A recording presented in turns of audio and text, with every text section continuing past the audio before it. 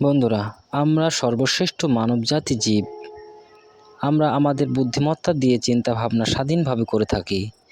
আমরা মনে করি আমরা হয়তো সর্বশ্রেষ্ঠ জীব হিসাবে আমরাই সর্বদিক থেকে এগিয়ে আছি, কিন্তু কথাটা সম্পূর্ণ সঠিক নয়। কারণ বন্ধুগণ, এই মহাবিশ্বে যত প্রাণীকুল রয়েছে সকলেই সব জায়গা থেকে একটি নির্দিষ্ট জীবনযাপন করে, যেটি তাদের পছন্দের জীবন। তাই কখনো যদি তাদের মনের ভাব আমরা জানতে পারি, তবে এটাই জানতে পারবো, মনে করো একজন মুরগি তার 10টি ছা নিয়ে সে খুব সুখে স্বচ্ছন্দে দিন কাটাচ্ছে।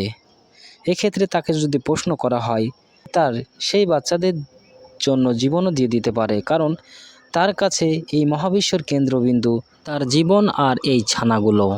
একইভাবে সমস্ত প্রাণীর ক্ষেত্রে এটি প্রযোজ্য বন্ধুরা। কিন্তু আমরা মানুষ সমাজ আমাদের সুখ দুঃখের পাশাপাশি অন্য সাইড ইফেক্ট হিসাবে আমাদের মেন্টাল সাফার বা মানসিক যন্ত্রণার সম্মুখীন হতে হয়, যেটি কোনো পশু পাখিদের সম্মুখীন হতে হয় না। তাই আমরা যদি ক্যালকুলেশনের হিসাব থেকে বিচার করি, তাহলে আমরা যেমন মানসিক দিক থেকে উন্নত, একই রকম মানসিক যন্ত্রণার কারণে আমরা দিশেহারা হয়ে উঠে পড়ি। অপরদিকে অন্ততপক্ষে মানসিক নামক এই বিষাক্ত বিষ থেকে অন্যান্য প্রাণীকুল সম্পূর্ণ মুক্ত।